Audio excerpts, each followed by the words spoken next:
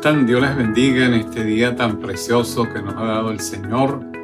Quiero en esta hora compartir un tema en el capítulo 14 del Evangelio de Juan. Vamos a leer los versículos 1 al 6. Vamos a hablar de la cura para el corazón turbado. La cura para el corazón turbado. Juan 14, 1 al 6 dice: No se turbe su corazón. Creen en Dios, crean también en mí. En la casa de mi Padre muchas moradas hay.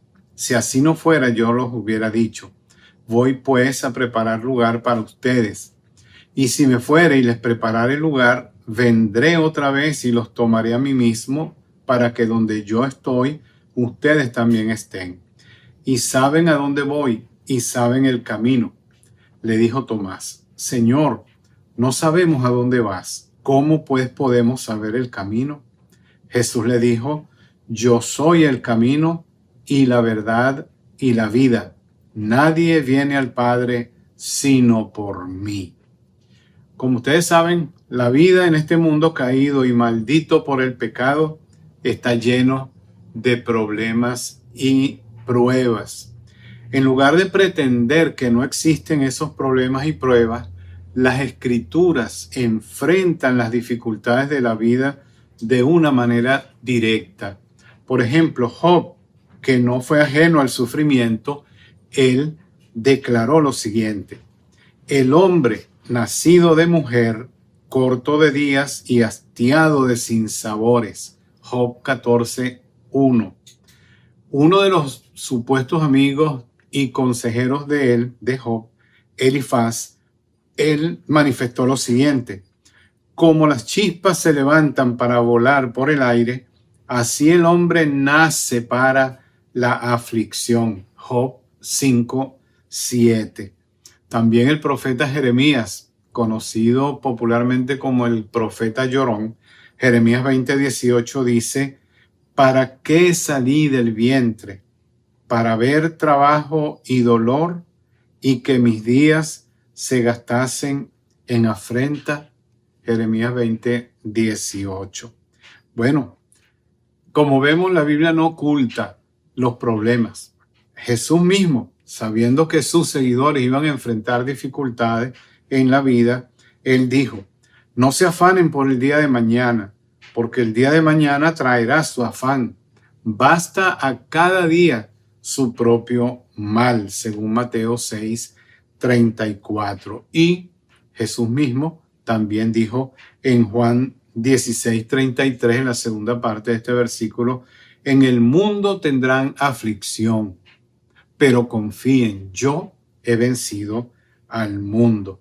Así que encontramos en la palabra de Dios también la promesa de Dios de darnos a nosotros la victoria en medio de las dificultades. Él dice, el Señor, en 2 Corintios 1, capítulo 1, versículo 3, la segunda parte del versículo dice que Él es el Padre de misericordias y el Dios de toda consolación. Ese Dios promete consolar a sus hijos. Por eso Pablo escribe lo siguiente: Él nos consuela en todas nuestras tribulaciones, para que podamos también nosotros consolar a los que están en cualquier tribulación, por medio de la consolación que nosotros somos consolados por Dios.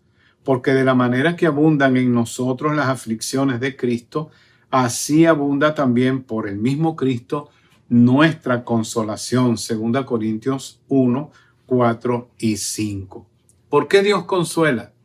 Mire, Éxodo 34, 6, la segunda parte dice que Él nos consuela porque Él es un Dios misericordioso y piadoso. Por eso podemos nosotros encontrar cura para un corazón cargado, turbado, atribulado, lleno de problemas y dificultades que, como sabemos, nosotros no escapamos de ese tipo de vida, de esa situación. La noche anterior de su muerte, Jesús se dirigió a sus discípulos. Después que Judas salió del aposento alto, porque allí fue el momento en que iba a entregar a Jesús, a traicionarlo, la enseñanza que encontramos allí en este compendio en la última conferencia o la última discurso que el Señor les dio a sus discípulos, que comienza en el capítulo 13 de Juan y termina con la oración de Jesús en el capítulo 17. Él hablaba de la cruz. El momento de llegar a la cruz era inminente. Pero a pesar de que era una situación dura para Jesús, nos encontramos que Él no busca consuelo para Él, sino que Él se enfoca en consolar a sus discípulos. Es decir, Él sabía que iba a pasar por un terrible momento, pero Él no se enfocó en Él mismo, sino en sus discípulos, porque los discípulos iban a ser sacudidos esa noche cuando estaban allí para salir del aposento alto y llegar al huerto de Getsemaní. Los discípulos ya estaban confundidos, ya estaban heridos y angustiados por la noticia de que su líder, su maestro querido, amado, iba a ser entregado, traicionado, y iban a llorar, se iban a lamentar terriblemente, según Juan 16:20. Ahora Jesús trata de consolar a sus discípulos. Allí en el Evangelio de Juan, en el capítulo 14, se establece el fundamento de ese consuelo, no solo para los discípulos que estaban reunidos allí en el aposento alto, sino también para ti y para mí. Jesús nos consuela a nosotros también, como vamos a ver en este pasaje que acabamos de leer. Vamos a ver cómo Cristo consuela el corazón turbado. Y en primer lugar, Jesús nos consuela de esta manera. La cura para el corazón turbado es confiar en Cristo. La cura para el corazón turbado es confiar en Cristo. Mire lo que dice el versículo 1. No se turbe su corazón. Creen en Dios. Crean también en mí. Los últimos días de los discípulos del Señor habían sido una montaña rusa emocional. Sus esperanzas habían llegado al máximo durante esa entrada triunfal, cuando ellos estaban muy contentos al ver cómo la multitud gritaba, bendito el Rey que viene en el nombre del Señor. Pero después, aquí en este capítulo 13 de Juan, Jesús les revela una vez más su muerte, su crucifixión. Entonces sus esperanzas se hacen añicos, se hacen pedazos cuando Él publica y anuncia su muerte. De cierto les digo que si el grano de trigo no cae en la tierra y muere, queda solo. Pero si muere, lleva mucho fruto. Juan 12:24. Esa predicción que dio en público, después la repite en privado en Juan 13:33. Dice: hijitos, aún estaré con ustedes un poco. Me buscarán, pero como dije a los judíos, así les digo ahora a ustedes. A donde yo voy, ustedes no pueden ir. ¿Qué pasaba? Que los discípulos tenían la misma esperanza que tenía todo judío común. Ellos pensaban y veían al Mesías como un rey conquistador. Él iba a venir a librar a Israel de la opresión de los romanos. Él iba a restaurar su soberanía y gloria y la iba a extender por todo el mundo. Así que la idea, el concepto de un Mesías moribundo no cabía en su teología, no entraba en su mente y menos en su corazón. En Lucas 24:21, la primera parte, cuando Jesús muere y ya resucita y lo acompaña a dos discípulos que no saben que es Él, al camino a Emaús, estos discípulos le revelan a Jesús lo siguiente: nosotros esperábamos que Él era el que había de redimir a Israel. Ese era el concepto que ellos tenían del Mesías. El Mesías iba a venir a restaurar a Israel. Ahora, Él les dice que va a morir, y ellos están totalmente turbados, destrozados. Pero había otros sucesos en esa noche que se habían sumado a la confusión que había en el corazón de los discípulos. Ellos estaban asombrados al oír de que uno de ellos lo iba a traicionar. Jesús lo anunció. Mire lo que dice Juan 13, 21 y 22.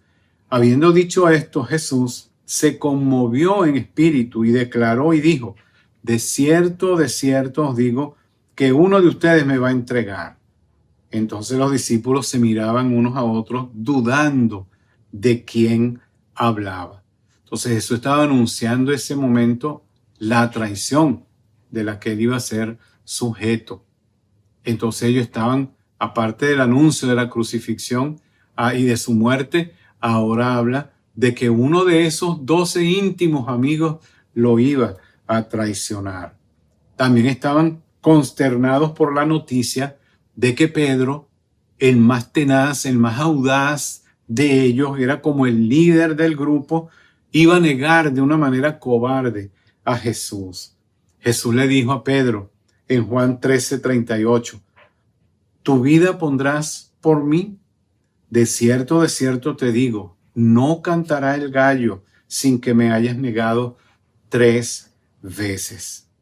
Y ahora también están inquietos porque sentían que Jesús no solamente estaba dándoles revelaciones tremendas y terribles, muy tristes, sino que ellos notaron también que él estaba atribulado, que él estaba totalmente turbado también. En Juan 13:21, la primera parte del versículo dice: habiendo dicho esto, se conmovió en espíritu. Jesús estaba conmovido, Jesús estaba cargado, Jesús estaba atribulado también. Entonces ellos viendo a su maestro con el corazón en la mano, hablándoles de todas estas cosas, ellos entonces se sienten atribulados. Pero ¿cuál es la cura para el corazón turbado, para el corazón atribulado? La que acabamos de leer en Juan 14:1. Él les dice: no se turbe su corazón. A pesar de todo lo que han oído, a pesar de todas las cosas que ustedes han escuchado, que yo les he revelado en este momento, no se turben su corazón. Creen en Dios, crean también en mí. Esa es una de las esperanzas que uno tiene cuando está pasando por dificultades. Debemos poner nuestra confianza y nuestra fe en el Señor. Jesús nos invita y nos llama a que no nos turbemos, a que no nos preocupemos, a que no nos sintamos cargados, totalmente quizás perdidos. Él dice que debemos creer en Él. Así como creemos en el Señor, en Dios, debemos creer en Él también. Él nos da a nosotros la confianza para curar ese corazón que está turbado y que está cargado de tantas situaciones duras en nuestra vida. ¿Qué dificultades tienes tú en tu vida? Cree en Jesús, cree en Él, confía en Él, pon tu confianza en Él y Él te va a sacar de esa dificultad que tú estás viviendo en el día de hoy. La segunda cura para el corazón turbado está en el versículo 2 y 3 del capítulo 14 de Juan. La cura para el corazón turbado está en las promesas de Jesús. En la casa de mi Padre muchas moradas hay. Si así no fuera, yo os lo hubiera dicho. Voy pues a preparar lugar para ustedes. Y si me fuere y les preparare lugar, vendré otra vez y los tomaré a mí mismo, para que donde yo estoy, ustedes también estén. Para consolar entonces a sus discípulos, Él les reveló que esa separación no iba a ser permanente. Jesús les aseguraba que Él estaba diciendo la verdad.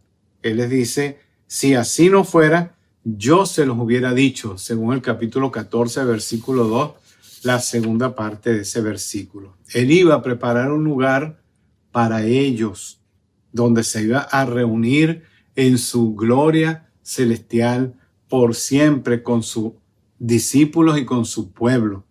En Juan 17:24, en la oración que Jesús hizo, Jesús dijo: Padre, aquellos que me has dado, quiero que donde yo estoy, también ellos estén conmigo, para que vean mi gloria que me has dado, porque me has amado desde antes de la fundación del mundo. El Señor oró para que esos discípulos que estaban ahora turbados, cargados, atribulados, totalmente llenos de dudas y de problemas y de dificultad y de tristeza, el Señor oró para que ellos estuvieran con Él en aquel día hermoso cuando ellos partieran de esta tierra o cuando Jesús viniera. En este caso, ellos murieron y fueron y están contemplando la gloria de Jesús. Igualmente tú, si has puesto tu confianza en el Señor, porque ese es el primer paso, creer en Jesucristo. Y entonces si tú crees en Él, Él fue a preparar un lugar para ti. Él fue a preparar una morada. Él dice, en la casa de mi Padre muchas moradas hay. La casa de mi Padre es otro término que se usa en la Biblia para hablar del cielo. Y las moradas que menciona Jesús allí se puede entender como una casa familiar, con habitaciones añadidas para sus hijos y sus familias, como ocurría en Israel y como pasa en América Latina. Nosotros tratamos de tener a toda nuestra familia en un solo lugar y nos gusta tener a la familia cerca.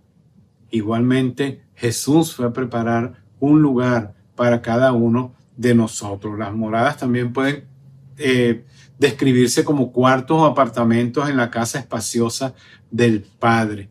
La idea de esta enseñanza, de esas palabras de Jesús, es que está hablando de intimidad en el cielo. Está hablando de esa intimidad que vamos a estar cerca, vamos a estar juntos, todos. Apocalipsis 21:3 dice, he aquí el tabernáculo de Dios con los hombres, y Él morará con ellos, y ellos serán su pueblo, y Dios mismo estará con ellos como su Dios. La idea es entonces de que vamos a estar juntos, vamos a estar con el Señor y vamos a estar juntos el uno con el otro. El hecho de que haya muchas de esas moradas quiere decir que hay espacio para todo aquel que ponga su confianza en el Señor, para todos los que el Señor llama y ellos abren su corazón y su vida al infinito amor y misericordia de Dios. Él entonces tiene preparado un lugar para ti. Ese lugar es para ti. Lo único que tú tienes que hacer es poner tu confianza en Él y creer en las promesas que Él dice que tiene preparado un lugar para ti y para mí en el reino celestial. Hay espacio, hay todavía espacio suficiente para todo aquel que pone su confianza en Jesucristo y lo acepta y lo recibe en su corazón como su Señor y su Salvador. Y en tercer lugar, la cura para el corazón turbado está en confesar a Jesucristo. Mire lo que dice en Juan 14, 4-6. Y saben a dónde voy, y saben el camino. Le dijo Tomás, Señor, no sabemos a dónde vas. ¿Cómo pues podemos saber el camino? Jesús le dijo, yo soy el camino y la verdad y la vida. Nadie viene al Padre sino por mí. Ya Jesús les había dicho que iba a regresar al Padre. En Juan 7:33 dice, entonces Jesús dijo, todavía un poco de tiempo estaré con ustedes e iré al que me envió. Jesús esperaba que ellos entendieran esta frase, esa expresión de que saben a dónde voy y saben el camino. Ella estaba esperando que ellos entendieran las palabras que él estaba compartiendo, pero en ese momento, lleno de tribulaciones, lleno de turbación, de problemas, de esas revelaciones que el Señor está dando, de esas malas noticias que ellos están escuchando, prácticamente no estaban seguros de nada. Y Tomás habló por todos cuando dijo, Señor, no sabemos a dónde vas. ¿Cómo pues podemos saber el camino? Según el versículo 5. Ellos entendían que Jesús iba a morir, pero su conocimiento se detenía allí hasta la muerte de Jesús. Jesús les había dicho que esta vez ellos no podían ir con él o a donde él iba a dirigirse. Dice allí, hijitos, aún estaré con ustedes un poco. Me buscarán, pero como dije a los judíos, Así les digo ahora a ustedes, a donde yo voy, ustedes no pueden ir. Le dijo Simón Pedro, Señor, ¿a dónde vas? Jesús le respondió, a donde yo voy, no me puedes seguir ahora, mas me seguirás después. Juan 13, 33 y 36. Si no sabían a dónde iba Jesús, ¿cómo podían saber el camino? La respuesta de Jesús a la inquietud de Tomás y a la inquietud de Pedro también fue: yo soy el camino y la verdad y la vida. Nadie viene al Padre sino por mí. Entonces Jesús habló y mencionó a sus discípulos que Él era el camino hacia Dios. Versículo 7 y versículo 8 dice, volvió pues Jesús a decirle, de cierto les digo, yo soy la puerta de las ovejas. Todos los que antes de mí vinieron, ladrones son y salteadores, pero no los oyeron las ovejas. Yo soy la puerta. El que por mí entrare será salvo, y entrará y saldrá y hallará pastos. Juan 10, 7 al 9. Aquí Jesús usa una figura más. Él es la puerta. En el Sermón del Monte, en Mateo 5 y Mateo 6 y 7, Jesús habla de que hay un camino ancho y un camino angosto. Solamente esos dos caminos, uno ancho y uno angosto. El ancho es el camino fácil por donde todo el mundo transita porque no encuentra dificultades en ese camino. El angosto es el camino que Jesús dice, yo soy el camino. Él es ese camino angosto y Él es la puerta angosta también para ir por ese camino. Es una vida no sencilla, es una vida llena de tribulaciones, de dificultades, de turbación, de problemas, pero como hablábamos en otra ocasión, el Señor no nos ha dejado solos. Él está con nosotros transitando por ese camino de dificultad. Mire lo que dice Pedro después cuando Jesús va al cielo y Él comienza a predicar el Evangelio. En el libro de los Hechos, capítulo 4, versículo 12, Pedro dice, y en ningún otro hay salvación, porque no hay otro nombre bajo el cielo dado a los hombres en que podamos ser salvos. Jesucristo es el único camino.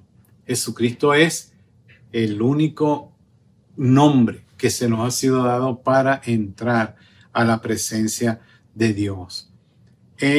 Jesús dice que Él es el único que es la verdad. Él es solamente la verdad. Juan 1, 14 y 17 dice, y aquel verbo fue hecho carne y habitó entre nosotros y vimos su gloria, gloria como unigénito del Padre, lleno de gracia y de verdad. Pues la ley por medio de Moisés fue dada, pero la gracia y la verdad vinieron por medio de Jesucristo. Fíjese también lo que le dijo Jesús a Pilato cuando lo está interrogando en Juan 18, 37. Le dijo entonces Pilato, ¿luego eres tú rey? Respondió Jesús, tú dices que yo soy rey. Yo para esto he nacido y para esto he venido al mundo, para dar testimonio a la verdad. Todo aquel que es de la verdad, oye mi voz. El que es de la verdad, oye la voz de Jesús.